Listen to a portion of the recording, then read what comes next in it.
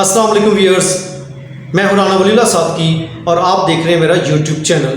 तो व्यूअर्स, आज मैं आपके लिए जो वीडियो लाया हूं वो प्रोवर्ब से रिलेटेड है। तो इससे पहले हम प्रोवर्ब्स की एक वीडियो जो है वो अपलोड कर चुके हैं। तो आज ये प्रोवर्ब से रिलेटेड जो है वो लेक्चर नंबर 2 है।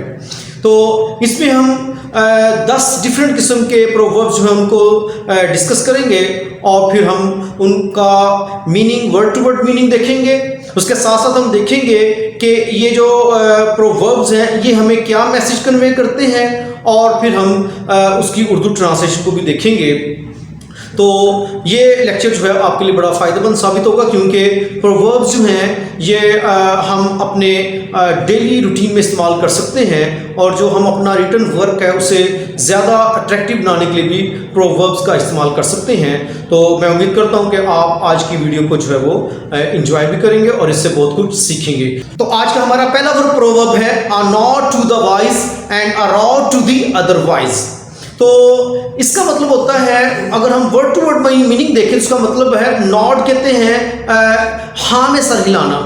तो a nod to the wise, wise कहते हैं अक्लमंद, दानिशमंद। तो जो लोग अक्लमंद होते हैं उनके लिए सिर्फ जो सर का एक इशारा है वही काफ़ी होता है। और जो अदरवाइज से मुराद है कि जो वाइज लोग हैं उनसे हटकर जो लोग हैं तो उनको कोई चीज़ समझाने के लिए जो है वो रॉड, यानी रॉड कहते हैं कोई सुलाख, लोहे की सुलाख जो है तो उसका इस्तेमाल करना पड़ता है। तो कहने का मतलब ये है कि जो अक्लमंद लोग होते हैं वो इशारतन बात को समझ लेते हैं, लेकिन जो लोग अक्ल नहीं रखते तो उन्हें समझाने के लिए कहीं ना कहीं सख्ती भी करना पड़ती है और उन्हें कहीं ना कहीं पनिशमेंट भी देना पड़ती है। तो ये था हमारा पहला proverb, a nod to the wise and a rod to the otherwise. तो जिसका मतलब होता है कि अक्लमंद के लिए इशारा ही काफ़ी होता है। जी व्यूअर्स, आज का जो दूसरा प्रोवर्ब है वो है कि a bad workman quarrels with his tools. A bad workman quarrels with his tools, इसका मतलब होता है वर्कमैन कहते हैं कोई भी वर्कर। तो कोई भी काम करने वाला कोई वर्कर जो है, अगर तो वो बैड से मुराद है कि जो ऐसा वर्कर के जिसके पास अपने काम के बारे में जो एक जिसे कहते हैं रिक्वायर्ड नॉलेज नहीं है, तो फिर वो शख्स जब काम करता है तो काम करते हुए चूंकि वो उसको जस्टिफाई नहीं होता काम करना, वो काम नहीं कर पाता, तो फिर वो quarrels with his tools. Quarrel आप जानते हैं झगड़ने को कहते हैं, लड़ने को कहते हैं। टूल्स कहते हैं औजार या हथियार। फिर वो अपने औजारों से, हथियारों से ऐसे ही उलझता है क्योंकि उसके पास करने के लिए जो है, काम को मुकम्मल करने के लिए जो है वो स्किल्स नहीं हैं जो कि उस काम को करने के लिए ज़रूरी हैं। तो फिर वो बहाने बनाता है या अपना गुस्सा अपने टूल्स पर निकालता है। तो उस वक्त हम ये प्रोवर्ब इस्तेमाल करते हैं, a bad workman quarrels with his tools. तो इसका जो उर्दू में तर्जुमा बनता है, नाच ना जाने आंगन टेढ़ा। यानी ऐसा शख्स के जो जिसे डांस करना नहीं आता लेकिन वो डांस कर रहा होता है, तो फिर वो सहन का कसूर निकालता है कि जी फर्श जो है शायद ये टेढ़ा है। तो ये जो है प्रोवर्ब हम उस वक्त इस्तेमाल करते हैं। व्यूअर्स, मैंने आपको पिछली वीडियो में बताया था, तो इस चीज़ को आप ज़हन में ज़रूर बिठा लें कि जो प्रोवर्ब्स होते हैं वो नॉर्मली प्रेजेंट इंडेफिनिट टेंस में होते हैं। आप देखें जैसे ये है अ बैड वर्कमैन क्वेरल्स, तो आप देख रहे हैं मैंने आपको टेंसेस से रिलेटेड भी जो है वीडियोज़ का सिलसिला शुरू किया। तो उसमें जो पहला टेंस मैं जो जिसकी 2 वीडियो ऑलरेडी अपलोड कर चुका हूँ, तो वो प्रेजेंट इंडेफिनिट टेंस है। उसमें मैंने आपको बड़ी डिटेल में बताया हुआ है कि जो प्रेजेंट इंडेफिनिट होगा उसका जो पॉजिटिव सेंटेंस होगा उसमें हेल्पिंग वर्ब इस्तेमाल नहीं करेंगे। जैसे आप देख रहे हैं बैड वर्कमैन क्वेरल्स, इसमें हेल्पिंग वर्ब नहीं है और इसमें प्रेजेंट फॉर्म यानी क्वेरल जो है फर्स्ट फॉर्म इस्तेमाल करेंगे। और अगर फिक्रे में ही, शी, इट या सिंगुलर नाउन आ जाएगा तो फिर हम वर्ब के साथ कोई एस, ई, एस या आई एस इस्तेमाल करेंगे। चूंकि वर्कमैन जो है वो सिंगुलर नाउन है, इसलिए क्वेरल को जो है वो क्वेरल्स कर दिया गया है। जी व्यूअर्स, अब हमारा जो तीसरा प्रोवर्ब है वो है every Potter praises his own pot. Every Potter praises his own pot. तो अब इसका मतलब क्या है, एवरी पॉटर, पॉटर कहते हैं ये जो कुम्हार जो बर्तन मिट्टी के बनाते हैं उन्हें पॉटर कहते हैं। तो एवरी पॉटर प्रेजेस, प्रेज का मतलब है तारीफ करना। तो आप देखें ये भी जो है एवरी पॉटर प्रेजेस, ये भी आपका प्रेजेंट इंडेफिनिट टेंस है। तो हर मिट्टी के बर्तन बनाने वाला शख्स जो होता है, जो मिट्टी के बर्तन बनाता है, तो वो तारीफ करता है हिज ओन पॉट। पॉट कहते हैं बर्तन, तो वो अपने ही बर्तन की तारीफ करता है। यानी इससे मुराद ये है कि जो शख्स जो चीज़ बनाता है वो उसकी तारीफ खुद ही करता है, और कोई भी शख्स जो है इस चीज़ को गवारा नहीं करता कि वो अपनी चीज़ की वो खराबी बयान करे, चाहे उसमें खराबी ही क्यों ना हो।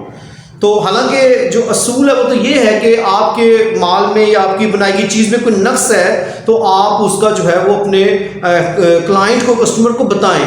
ये नबी पाक सल्लल्लाहु अलैहि वसल्लम का फरमान भी है, लेकिन नॉर्मली जो एक बिहेवियर है वो यही है कि हर शख्स जो है वो अपने बर्तन की या अपनी बनाई गई चीज़ की जो है वो तारीफ करता है। तो ये जो हमारा प्रोवर्ब है, every Potter praises his own pot, इसका जो उर्दू में हम तर्जुमा करते हैं कि अपने दही को कोई भी खट्टा नहीं कहता। यानी हर शख्स जो है अपनी बनाई गई चीज़ की का नक्स जो है ना खुद निकालता है और ना ही वो ये पसंद करता है कि उसकी बनाई गई चीज़ का कोई नक्स निकाले। आज का चौथा प्रोवर्ब है, A burnt child dreads fire। A burnt child dreads fire। तो अब इसका जो उर्दू में वर्ड टू वर्ड जो तर्जुमा बनता है वो ये है, A burnt child। burnt कहते हैं जला हुआ, तो कोई जला हुआ बच्चा यानी जो किसी वजह से किसी तरह से आग से जल गया है तो ड्रेड्स फायर। अब ये भी आप देखें, अ बर्न्ड चाइल्ड ड्रेड्स फायर में आपको हेल्पिंग वर्ब नहीं मिल रहा और साथ जो वर्ब है वो उसकी फर्स्ट फॉर्म है, और चूंकि चाइल्ड जो है वो सिंगुलर नाउन है तो जो ड्रेड है उसे ड्रेड्स एस लगा के उसको ड्रेड्स किया गया है। तो ड्रेड का मतलब होता है खौफजदा होना, तो वो आग से खौफजदा होता है। यानी जो भी शख्स आग से जल जाता है फिर वो आग से जो है वो खौफजदा ही रहता है। तो इसका जो मतलब है वो इस तरह का है कि जो शख्स किसी चीज़ से फिर नुकसान उठाता है तो फिर वो इतना ज़्यादा केयरफुल हो जाता है कि वो उस तरह की या कोई भी चीज़ आती है तो उससे वो डरता है, उसके अंदर एक डर खौफ होता है कि शायद ये चीज़ें मुझे नुकसान ना पहुंचा दे। तो ये जो प्रोवर्ब है, अ बर्न्ड चाइल्ड ड्रेड्स फायर, तो इसका उर्दू में तर्जुमा किया जाता है कि दूध का जला छाछ को भी फूंक फूंक कर पीता है। अब छाछ कहते हैं लस्सी को। लस्सी तो नॉर्मली आपको पता है कि ठंडी ही होती है, लेकिन चूंकि डरा होता है, खौफजदा होता है, तो जब लस्सी उसे दी जाती है तो वो उसको भी फूंके मार मार के पीता है कि शायद कहीं इससे भी मैं जो है मेरा मुंह जल ना जाए। तो ये प्रोवर्ब हम फिर उस वक्त इस्तेमाल करते हैं कि जो शख्स किसी चीज़ से नुकसान उठाता है तो उसके बाद he must be very careful, तो उसे केयरफुल भी होना चाहिए। तो फिर उसके बाद वाली चीज़ों से जो कि हालांकि नुकसानदेह ना भी हो तो वो इतना डरा होता है कि वो उनसे भी उनको इस्तेमाल में भी जो है वो बहुत ज़्यादा केयरफुल होता है। जी व्यूअर्स, हमारा आज का 5वां प्रोवर्ब है, out of frying pan into the fire. Out of frying pan into the fire, तो इसका मतलब क्या है? अब फ्राइंग पैन आप देखें घरों में जो किचन की एक आइटम है कि जिसमें आमतौर पर अंडा वगैरह जो है इस तरह की चीज़ तली जाती है। तो अगर कोई चीज़ जो है आप फ्राइंग पैन में बना रहे हैं तो अगर वो कहीं गिर जाएगी तो ज़ाहिर है आप फ्राइंग पैन आपने चूल्हे पर रखा हुआ, आग जल रही है, तो अगर वो आग फ्राइंग पैन से गिरेगी तो वो जाके आग पर गिर जाएगी। यानी वो एक मुसीबत से अगर वो अंडा या कोई चीज़ जो है वो बची है तो वो दूसरी मुसीबत में जाके घिर जाएगी। तो फिर कोई ऐसा शख्स के जो एक मुसीबत से अपने आप को बचाकर निकलता है लेकिन फिर जाके आगे कहीं ना कहीं फंस जाता है, किसी और मुसीबत का शिकार हो जाता है, तो फिर हम ये इस्तेमाल करते हैं, out of frying pan into the fire, आसमान से गिरा खजूर में अटका। जी व्यूअर्स, आज का हमारा जो छठा प्रोवर्ब है वो है कि scratch my back and I scratch yours.